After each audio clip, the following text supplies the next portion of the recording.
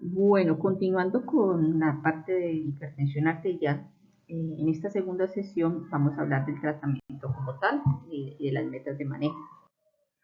Entonces, pues dentro del tratamiento vamos a hablar del tratamiento no farmacológico, del manejo farmacológico, las indicaciones del tratamiento farmacológico, las metas de presión arterial y algo sobre hipertensión arterial resistente.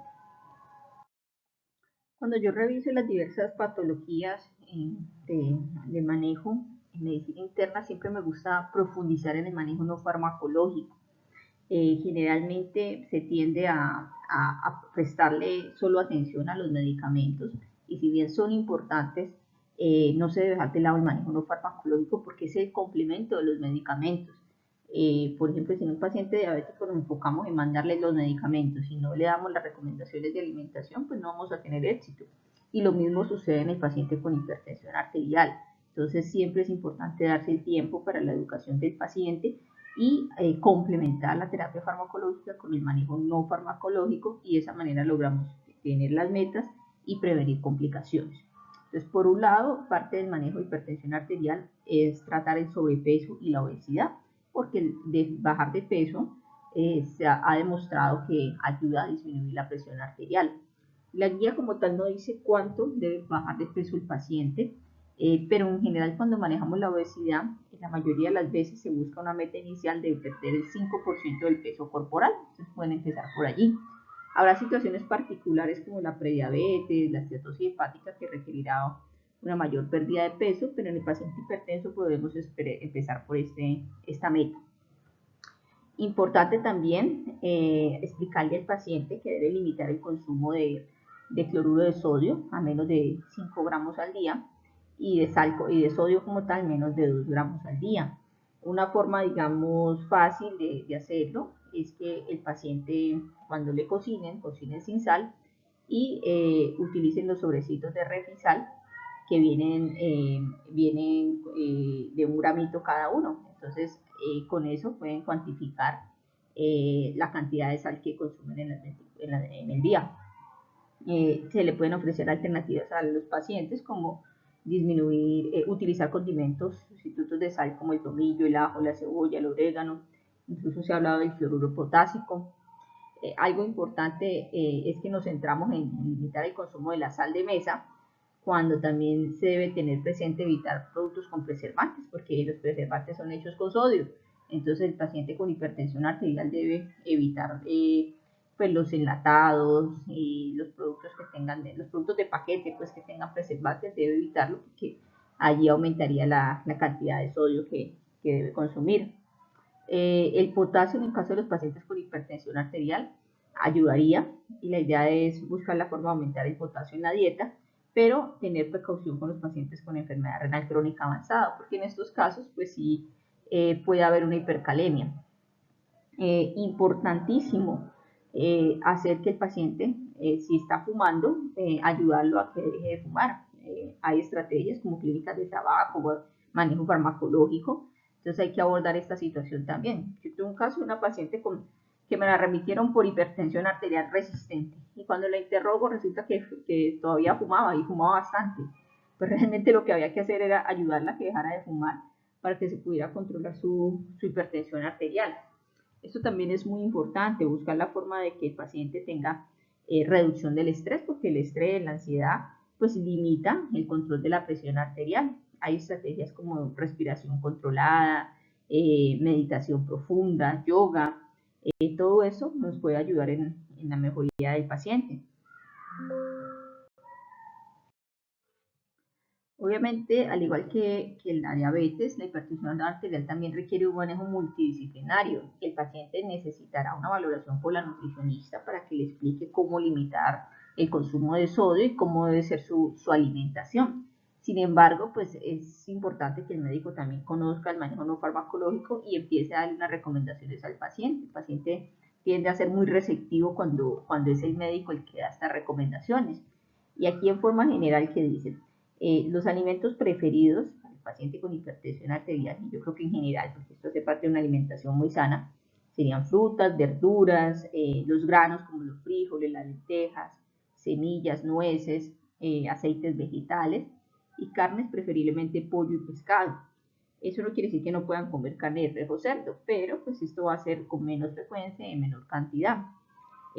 Alimentos que deben limitar la grasa animal, los lácteos enteros, preferiblemente semidescremados o descremados, los dulces, el azúcar, porque esto contribuye pues a un aumento de peso. Entonces, en general lo que se hace son patrones de alimentación saludable con una dieta más basada en vegetales y menos en alimentos a base de animales. Y pues se complementa, y pues la idea es que la nutricionista o el nutricionista le ajuste su plan de alimentación al paciente. En cuanto a la actividad física, también es muy importante educar al paciente la necesidad de hacer un ejercicio regular estructurado como parte del manejo de hipertensión arterial. Se recomienda una actividad física aeróbica moderada entre 150 y 300 minutos a la semana, separados al menos en 3 días, similar al paciente con diabetes. Y si la actividad física ya es vigorosa, es muy intensa, pues podría ser menor tiempo, de 75 a 150 minutos a la semana. Y esto también se debe alternar con ejercicios de resistencia dinámica, que permite el fortalecimiento muscular, en lugar pues, de que el paciente mantenga con sedentarismo. Esto es muy importante porque esto es un cambio en las últimas guías. Anteriormente las guías recomendaban que el paciente podría, si era hombre, consumir 2 copas de licor diarias y en la mujer 1 copa de licor diaria aproximadamente. Pero pues los últimos estudios vieron que esta recomendación era un poco confusa y miren que ya se desaconseja que uno le recomiende esto al paciente. Realmente nosotros no lo hacíamos porque pues se presta para malinterpretación. El paciente puede pensar que entre más licor mejor o que el licor es bueno para la salud. Entonces realmente ya esa recomendación no se da. Entonces, ¿qué se hace? Si usted ve que su paciente tiende a tener mucha afinidad por el licor y consume más de 3 copas de licor al día, tragos de licor al día, pues realmente usted debe llevarlo a aconsejarle la abstinencia, porque pues este paciente ya está en riesgo de afectar su salud por el consumo de licor. También debe explicarle que el exceso de licor lo puede llevar a complicaciones como ACV hemorrágico o muerte prematura. Y si es un paciente que realmente pues, el consumo de licor es muy ocasional, que no tiende pues al alcoholismo, y de pronto le hace la pregunta, doctora, y cuando cumpla años, cuando esté celebrando, ¿cuántos traguitos de licor me puedo consumir? En ese caso sí podríamos, digamos, utilizar la recomendación de la guía, explicarle que en situaciones en ocasiones especiales, en alguna celebración, si es un hombre se puede consumir 2 copas de licor, 2 cervezas, 2 copas de vino, y si es una mujer, 1 copa de licor, 1 cerveza, 1 copa de vino. Sería como el límite del paciente con hipertensión arterial. Bueno, este cuadrito es muy chévere porque me permite explicar cómo enfocar a un paciente cuando nos llega con la presión arterial elevada. Entonces, si nos llega un paciente con hipertensión arterial grado 1 o grado 2, lo primero que tenemos que evaluar es si tiene algún signo o síntoma de compromiso de órgano blanco o una enfermedad cardiovascular establecida. Si no tiene estos hallazgos, podemos darnos la opción de esperar unas 4 semanitas para establecer bien el diagnóstico y no correr inicialmente a poner medicamento en la primera consulta.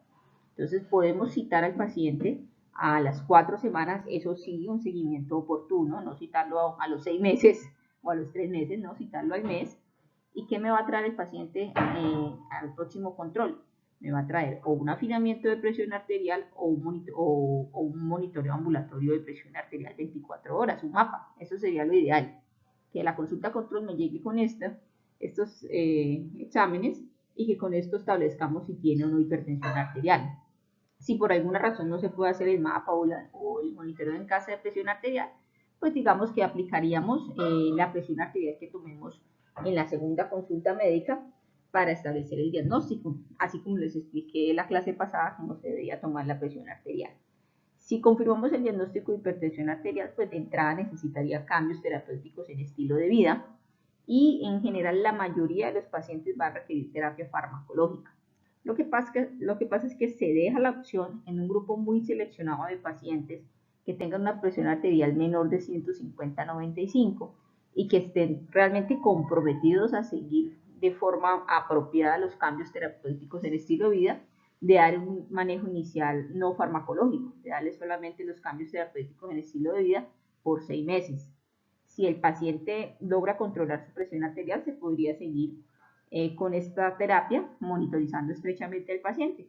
Pero si ya después de 6 meses el paciente con cambios terapéuticos en estilo de vida, el paciente no logra metas, pues sí tendríamos que iniciar terapia farmacológica. Como les digo, esto es para pacientes muy seleccionados. La mayoría va a requerir igual inicio de terapia farmacológica. La diferencia en este lado del algoritmo es que los pacientes con cualquier grado de hipertensión arterial que nos llegue con un compromiso ya de órgano blanco, una enfermedad renal crónica establecida con tasa de filtración glomerular menor de 60 o una enfermedad cardiovascular establecida, se les va a iniciar terapia farmacológica inmediatamente. En estos pacientes sí no debemos esperar pues el mes para confirmar el diagnóstico porque pues ya tenemos factores de riesgo importantes. Entonces en este caso se da cambios terapéuticos en el estilo de vida y terapia farmacológica inmediata. En todo caso, cuando se inicia el tratamiento, lo que esperamos es que en los próximos 3 meses, en la próxima cita control dentro de 3 meses, ya tengamos los objetivos, las metas de tratamiento en cuanto al nivel de presión arterial. Si no, pues debemos estar optimizando el manejo hasta alcanzarlo. Bueno, entonces en esta diapositiva lo que vamos a ver son las recomendaciones para el inicio de medicamentos para la hipertensión arterial. Entonces, si nos vamos a pacientes entre los 18 y los 79 años, el umbral para iniciar terapia farmacológica es entre mayor o igual a 140-90. En el caso de los adultos mayores se puede ser un poco más flexible para el inicio de terapia farmacológica. En el caso de los adultos mayores iguales a 80 años, se puede tener como umbral el 160, entonces mayor o igual a 160, en esos casos iniciar terapia farmacológica. Pero pues digamos que se podría considerar iniciar la terapia en umbrales más bajos, entre 140 y 160. ¿De qué depende esto? Pues más que todo el perfil de fragilidad. Si el paciente es un paciente con polifarmacia, con perfil de fragilidad, que eso lo pueden evaluar en las calculadoras médicas, la fragilidad, con complicaciones, con compromisos de actividades básicas de la vida diaria, probablemente esperaríamos más el umbral de 160, pero si es un paciente que no tiene perfil de fragilidad, que es totalmente funcional, que tiene alto riesgo cardiovascular, pues nos iríamos más hacia el lado de empezarlo con un umbral de 140-60. Y miren que en algunos casos de pacientes con con presión arterial normal alta, que aún no son hipertensos, se recomienda iniciar terapia farmacológica para hipertensión arterial. Son los casos de pacientes con antecedente de enfermedad cardiovascular establecida. Entonces ustedes pueden ver pacientes, por ejemplo, con una enfermedad coronaria que no tienen diagnóstico de hipertensión arterial y están tomando losartán. En ese caso se inició porque tenía una presión arterial normal alta. Esto ha demostrado beneficios de disminución de eventos cardiovasculares. Bueno, entonces ahorita vamos a hablar de las metas del tratamiento farmacológico. Entonces, dividámoslo por edad. En pacientes jóvenes de 18 a 64 años, la meta es tener una presión arterial menor de 130-80. Pero en pacientes entre los 65 y los 79 años, en general se busca una meta de menor de 140-80 de presión arterial. Sin embargo, si vemos que el paciente tolera bien el tratamiento, se podría buscar una meta inferior, similar pues a los jóvenes, de 130-80. Ya en pacientes de 65 a 79 años que tengan hipertensión sistólica aislada, la meta va a ser entre 140 a 150 de presión arterial sistólica. Y se podría considerar pues reducciones adicionales entre 130 y 139 de presión arterial sistólica si toleran bien el tratamiento y pues con mucha precaución, buscando que la presión arterial diastólica permanezca alrededor de 70. En el caso de los adultos ya mayores de 80 años, mayor o igual a 80 años, vemos que la meta de hipertensión arterial del control de hipertensión arterial debe estar entre presión arterial sistólica entre 140-50 y la diastólica menor de 80. Y aquí dejan una recomendación de que se podría considerar una meta menor, sin embargo, pues es con menor grado de recomendación, y en general en la práctica pues buscamos casi siempre es esta meta. En adultos mayores una presión arterial menor de 150-80, mayores de 80 años. En el caso de los pacientes con perfil de fragilidad, pues se recomienda individualizar de acuerdo a su expectativa de vida, sus comorbilidades, su funcionalidad, pues la meta como tal. Algo que sí desaconseja la guía es que no se debe buscar metas tan bajitas como presión arterial menor de 120-70. Sin embargo, pues en algunos casos que la diastólica esté un poco por debajo de 70, pero la sistólica, la presión arterial sistólica esté muy por fuera de metas, pues se debe seguir buscando tratar de controlar la presión arterial sistólica, aunque con precaución, si logramos pues que el paciente tolere el tratamiento, porque realmente pues la mayor parte de los estudios de prevención de complicaciones están hechos con la presión arterial sistólica. Y aquí hay una recomendación con respecto a los adultos mayores en los que de pronto haya síntomas de ortostatismo, de hipotensión, perfil de fragilidad, que tenga una presión arterial menor de 120. En estos casos de pronto se considera retirar de forma progresiva y con cautela algunos medicamentos, disminuyendo el tratamiento antihipertensivo, porque ya nos estaríamos yendo como para el otro lado.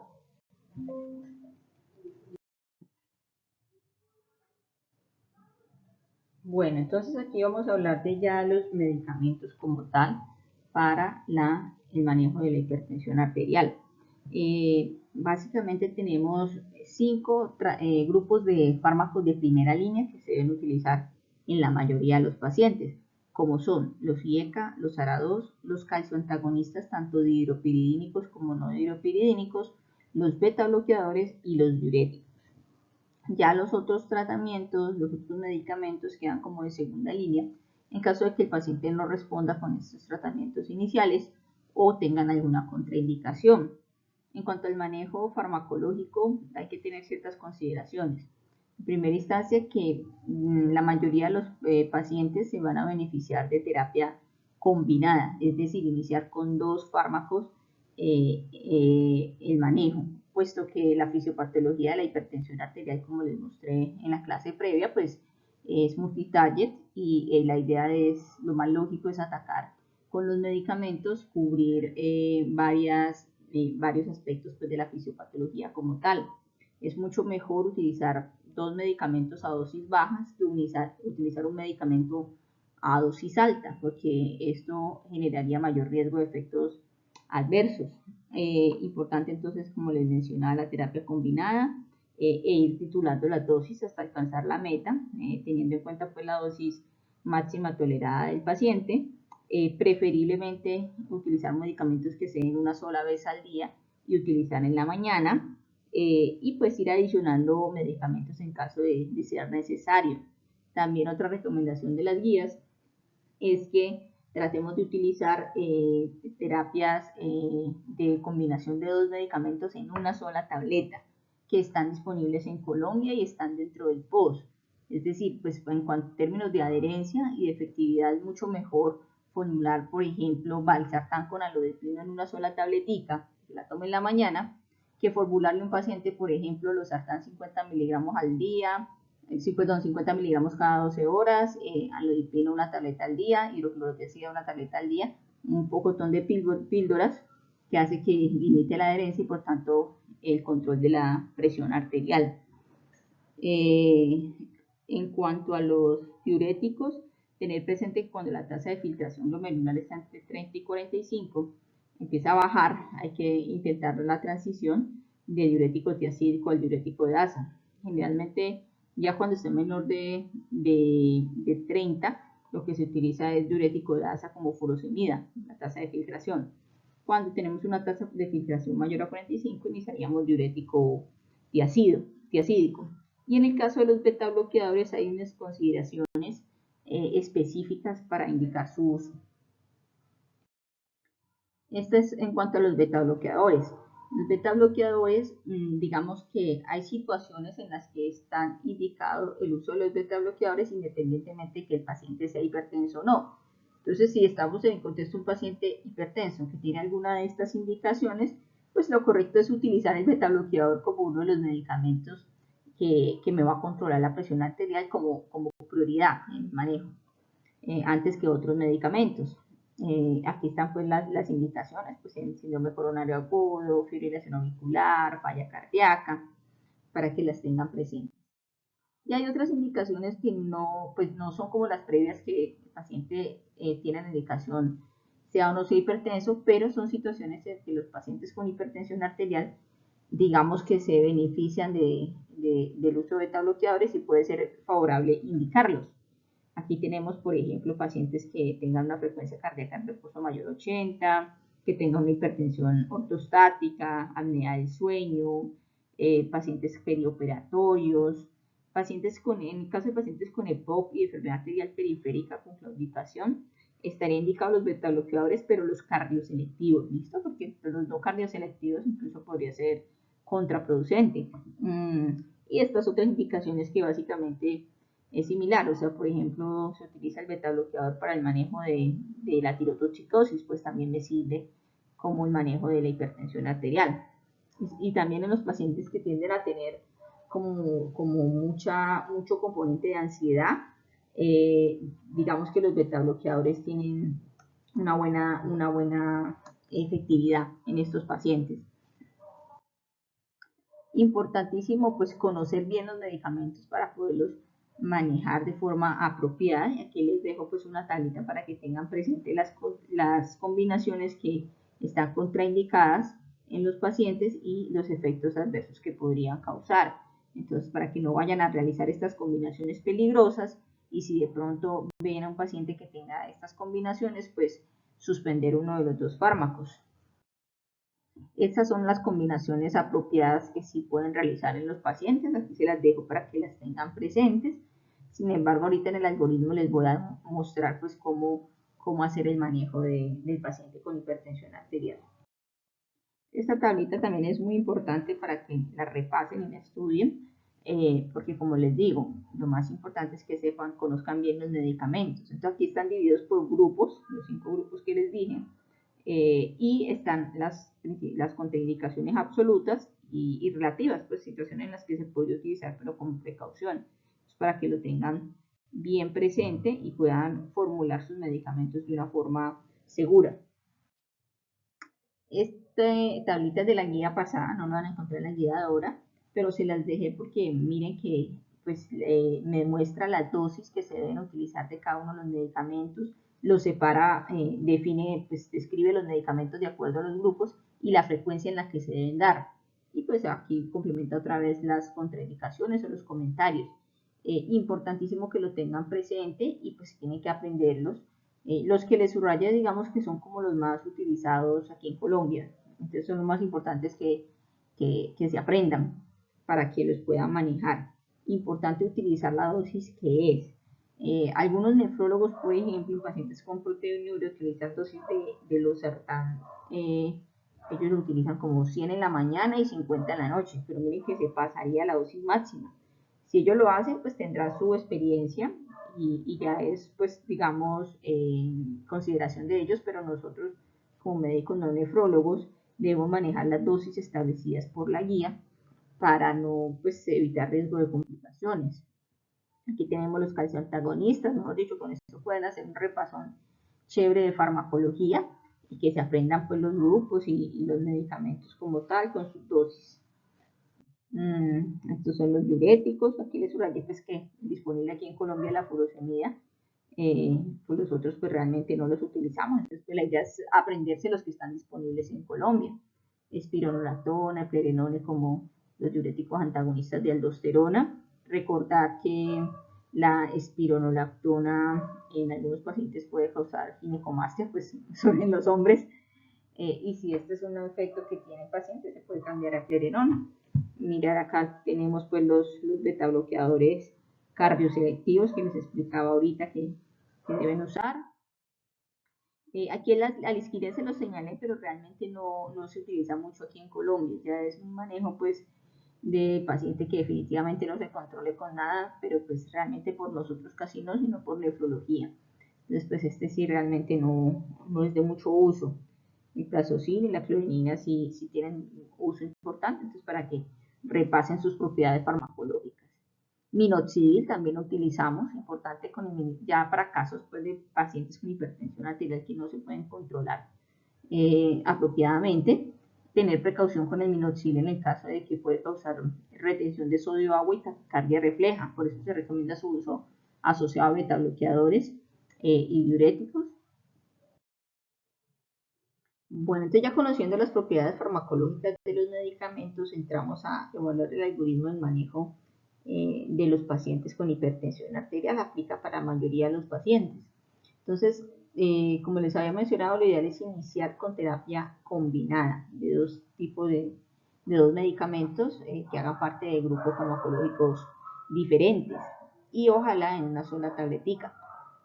Habrá muy poquitos casos en los que probablemente iniciaremos monoterapia, por ejemplo en los casos que sean de hipertensión arterial de bajo riesgo con una presión arterial menor de 150/95 o en pacientes que tengan una presión arterial normal alta y que la indicación del medicamento para la hipertensión arterial sea más por alto riesgo cardiovascular, como les había mencionado previamente, o en pacientes frágiles de edad avanzada que de pronto pues tengan riesgo de hipotensión ortostática o eventos adversos por el medicamento. Quitando estas excepciones, la mayoría de los pacientes terapia combinada. Combinaciones preferidas: combinar un IECA o un ARA2 con un calcio antagonista o un diurético tiacídico. Entonces, supongamos que decidimos iniciar valsartán más amlodipino de 80 por 5 miligramos combinado en una sola tabletita. Contexto ideal. El paciente no logra meta, lo que vamos a hacer es ir subiendo las dosis de esa combinación hasta llegar a la dosis máxima tolerada, indicada pues también por las guías, y pues realmente hoy en día hay muchas presentaciones. Entonces, si no tienes valsartán de 80 por 5, puedes ir aumentando los miligramos de uno u otro medicamento. Con esto, aproximadamente el 60% de los pacientes se van a controlar. Si finalmente no se logra controlar el paciente, no logramos meta, entonces se indica adicionar otro medicamento, que también puede ser en una sola píldora, porque vienen de combinaciones de 3 componentes en una sola píldora. Entonces teníamos, por ejemplo, el paciente saca una combinación de valsartán de 320 más amlodipino de 10 y no logramos meta. Entonces tenemos una combinación de valsartán 320, amlodipino de 10, hidroclorotiazida 25. Entonces ya tenemos 3 componentes en una sola tabletita. Con esto, miren, aproximadamente el 90% de los pacientes se controlan. En el caso de los beta bloqueadores, se pueden usar ya sea como monoterapia en alguno de estos casos o como una terapia en cualquier parte pues, de paso del algoritmo, de acuerdo a las indicaciones que ya les mencioné. Entonces, volviendo al paso 2, si el paciente ya no se controla con esta triple terapia, entraríamos a evaluar si el paciente presenta una verdadera hipertensión resistente. Sin embargo, pues aquí hay que tener presente que debemos evaluar adherencia. Como les mencionaba, debemos hacer un monitoreo ambulatorio de presión arterial para descartar efecto de bata blanca, y de esta manera pues mirar el manejo. En estos casos pues sí es necesario remitir al paciente al especialista.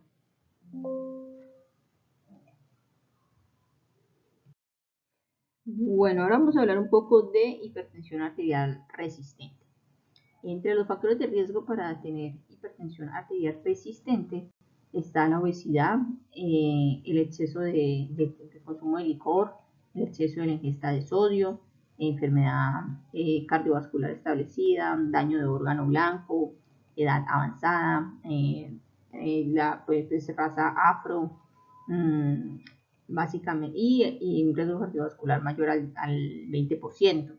Desde el punto de vista fisiopatológico, lo que ocurre es que hay una activación del sistema nervioso simpático y el sistema renina-angiotensina-aldosterona, aumentando los niveles de aldosterona, endotelina, vasopresina, lo cual lleva a una retención de sodio y agua con una sobrecarga de los mismos y a un compromiso en la función vascular dado por un aumento de la rigidez vascular.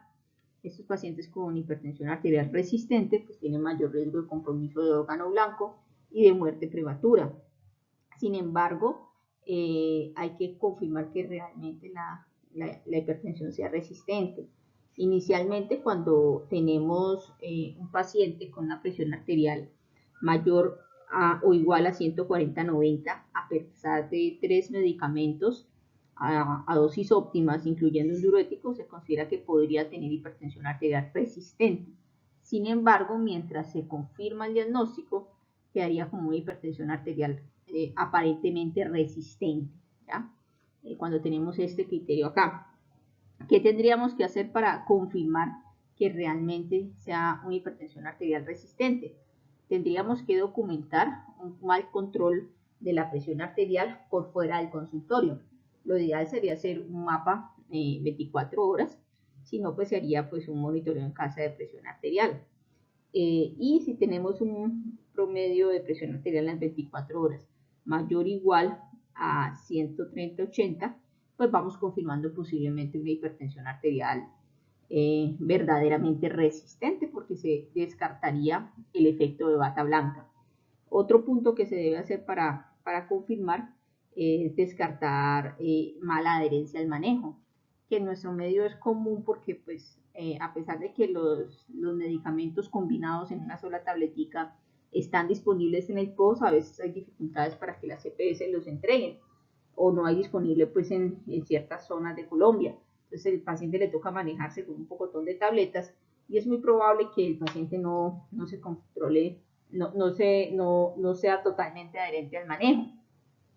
En esos casos, cuando a mí me llega un paciente con sospecha de hipertensión arterial resistente, yo lo que hago cuando tienen varios medicamentos en tabletas separadas es empezar a juntarlos en una sola tableta.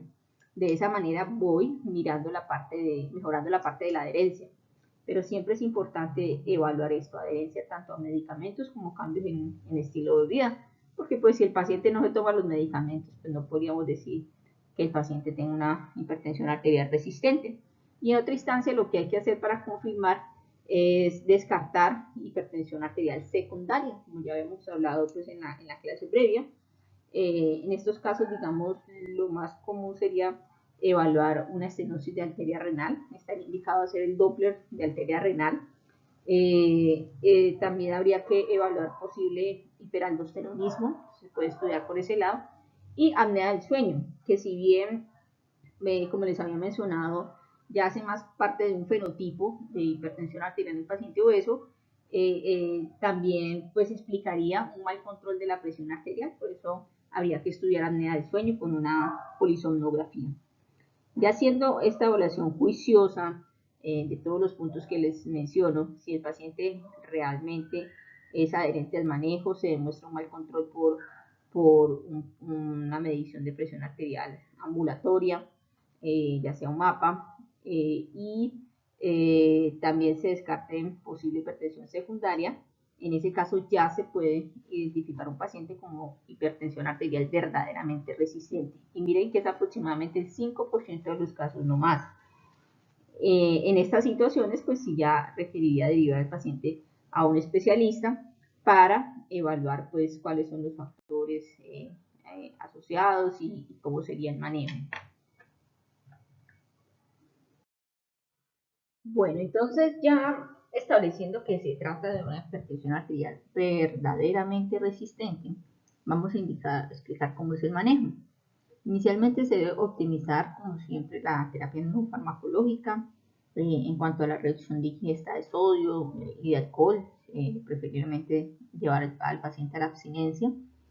Aquí hago un paréntesis que no está en la guía del 2023, pero sí en la guía viejita del 2018, con respecto al café. Realmente el café no está contraindicado para los pacientes con hipertensión arterial, pero existe una porción pequeña de pacientes con hipertensión arterial que son muy sensibles a la cafeína. Entonces, pues podría ser una opción en el caso de que esos pacientes fueran muy sensibles a la cafeína, pues retirarles el café para evaluar si se puede controlar pues mejor la presión arterial. Pero como les digo, no es a todos los pacientes, son un grupo muy pequeño y es lo recomendaba la guía previa. En cuanto a la parte de la actividad física, pues estar educando sobre realizar de forma regular la actividad física, es prácticamente prescribirla como si fuese un medicamento. La pérdida de peso importantísimo en la optimización pues, de las terapias no farmacológicas, pacientes con sobrepeso y obesidad, y evaluar si el paciente tiene algunos agentes que puedan interferir con el control de la presión arterial y considerar pues, la suspensión de estos medicamentos. Aquí tenemos algunos ejemplos pues, de los medicamentos que pueden interferir con el control, su posible mecanismo y pues el grado de, de, de interferencia que tienen con la presión arterial. Obviamente hay que individualizar pues, la necesidad como tal del medicamento, pero en caso de que se puedan suspender, pues es lo ideal. Miren que también incluyen pues drogas, sustancias de abuso, licor, medicamentos naturistas, entonces todo eso hay que tenerlo presente. Bueno, entonces con respecto al manejo farmacológico, entonces ya tenemos un paciente que si es catalogado como resistente, tiene un IECA o un ARA2, un calcio antagonista y un diurético. Si el paciente, ya entramos a evaluar función renal. Si la tasa de filtración glomerular está mayor o igual a 30, podemos adicionar espironolactona u otro antagonista de aldosterona, preferiblemente espironolactona. En el caso de que no logremos controlar, pues tenemos la opción de otros medicamentos como los beta bloqueadores o un alfa-1 bloqueador o agentes de acción central. Y finalmente, si después de haber hecho todos estos pasos no logramos controlar la presión arterial en un grupo muy seleccionado de pacientes, se puede considerar denervación renal, siempre y cuando la tasa de filtración glomerular sea mayor a 40. En el caso de que la tasa de filtración glomerular sea menor de 30 y en pacientes con estadio 5 que no están en diálisis, estaría contraindicado adicionarles espironolactona. En este caso, preferiblemente se les adicionaría clortralidona. Si en nuestro medio está disponible la clortralidona, está dentro del POS, pero como les digo, como entre comillas es de alto costo, a veces hay dificultades para que le entreguen el medicamento al paciente. Si se lo entregan, perfecto. Si no, pues ya entramos a mirar otros diuréticos. En este caso, como la tasa de filtración glomerular está menor de 30, entraríamos a evaluar diuréticos de LASA como la furosemida, teniendo presente que se debe dar 2 veces al día. Generalmente lo damos a las 8 de la mañana y 4 de la tarde. Por su efecto, pues en estos casos a nivel oral, es de corta acción en el efecto antihipertensivo, que lo metemos es más como efecto antihipertensivo. Y pues si no hay mejoría, entraríamos ya a mirar otros medicamentos como beta bloqueadores, alfa-1 bloqueadores o agentes de acción central. Bueno, entonces ahorita hablamos un poco sobre la denervación renal. Aunque pues digamos que esto pues ya es más manejo de nefrología, incluso médicos especialistas en hipertensión arterial, ya son para esos casos en los que usted ha hecho de todo y no se ha controlado el paciente, pues entraría la denervación renal, puesto que los estudios pues todavía son limitados, entonces se dejan para casos muy seleccionados.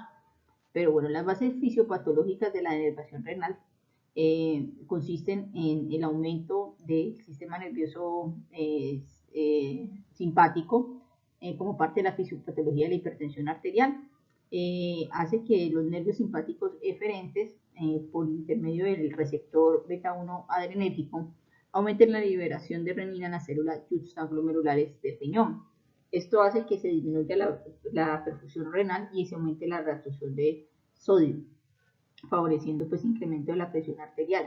Y esta disminución de la perfusión renal pues causa una isquemia renal junto con otros cambios inflamatorios a nivel renal que activan los nervios aferentes del riñón y a su vez estimula el sistema nervioso simpático sistémico, causando una vasoconstricción periférica que lleva también a un aumento de la presión arterial, entonces se forma como un círculo vicioso.